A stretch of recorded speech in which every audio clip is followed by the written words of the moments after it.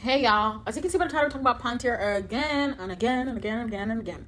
So, guys, Palantir is going to be releasing their second quarter financial results on August 10th, which I'm going to make a video about that pretty late because I'm going to be really busy around that time. But if I do, y'all better love me and subscribe right now because y'all don't know. Y'all don't know what it takes to make a damn video these days. It's just so hard, and I literally have to push myself because I'm like, I don't want to be a lazy bum. I don't know. I'm pretty hard on myself sometimes, because my word is my bond, and I said I'll make a video, so I have to. On that note, subscribe since I'm kind of going through hell and back to make a damn video. Anyways, what was I saying? Yeah, financial results on August 10th. Look out for that. Guys, there's a lot of bearish people about Palantir, and I talk about this all the time. Everybody wants Palantir to fail. It's either everybody just wants Palantir to fail like everybody, or everybody is just giving out insane numbers that don't make sense. Well, maybe they make sense to them, but they just don't make sense to me because they're being overly, like, what do they call that? Like, overly hyped. It's either overly hyped or overly everybody wants it to fail. And I don't like either of those. I just don't. I prefer somebody who's going to come in the middle and consider both the pros and cons and tell me. But I don't see that often. Anyways, if you guys remember in the beginning, September 2020, I did say Palantir would probably be very volatile, which it has been. Not only that, we all know, I talk about this all the time, but I'm just going to ramble a bit before I get to the point. Palantir also is kind of very controversial, and I think that is another reason that the stock is pretty volatile, right? Due to its kind of partnerships with the government, the CIA, helping with like deportation, stuff like that. So I do understand all where those kind of people are coming from and stuff, but I'm making this video for people that are not good with volatility, people that are really scared, or a beginner who wants to invest in Palantir but doesn't know if they can because it's volatile, or because they're reading really different sentiments everywhere. Some people are like, this stock is going to go to zero. Others are like, this stock is going to go to $1,000, right? So I'm here for those people.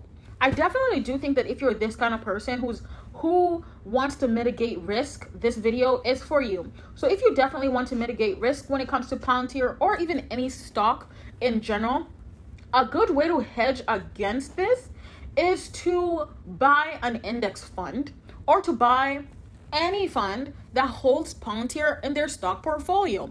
So you could buy ARK Invest, right? Not their not all their funds, but the specific one that holds Palantir, just like the ARK Next Generation Internet ETF. Or you can buy FlexShares Morningstar. You can also buy the U.S. Market Factors Tilt Index Fund. You can also buy the Renaissance IPO ETF or the Vankeck Vector Social Sentiment ETF or the Vanguard Growth ETF. Now, all these are the options, and I'm going to put them on the screen, but you can go research for yourself, not just for Palantir, but for any stock that you are scared of buying, or even Tesla. I do know a lot of people that are so scared to buy Tesla because they think it's really expensive. They're not very experienced in investing. I would definitely implore you to buy an ETF, right? ETFs do not grow as fast, but at least you get to have a piece of a company. Or even you can invest in an index fund that tracks the top 500 companies, so such as the S&P 500, right? There's very many options. So I definitely do not think that you should ever sit out any stock that you are scared of buying, especially if it is held in a fund. Okay, yeah, that's what I wanted to talk about for this video. You could buy Palantir while it's still scaling up by buying a fund. Problem solved. Now tell me I'm not the smartest cookie on the planet. I'm just kidding. I hope you've thought about this, but I do not notice some of the comments I've gotten. A lot of people are scared, and this kind of takes it away. I personally don't have any index funds, to be honest, because I'm pretty accurate and I pretty know what I'm doing, so I kind of don't need to. But that's a great idea for any beginner. I definitely had the S&P SPY. I had SPY at a point, but I sold it because, dude, this thing gained like $50 for the entire time that I had it. And my entire stock portfolio went up like $20,000. And this one thing that I was like, bruh, get out of my face.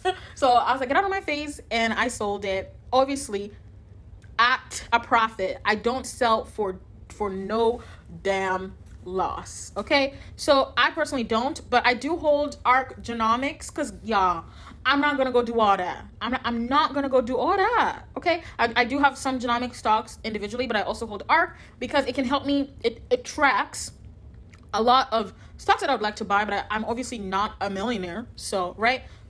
That's a really good idea on how you can do it. On that note, don't forget to subscribe, comment, like, share, do all that for your girl, okay? And I'll see you in my next video. Bye.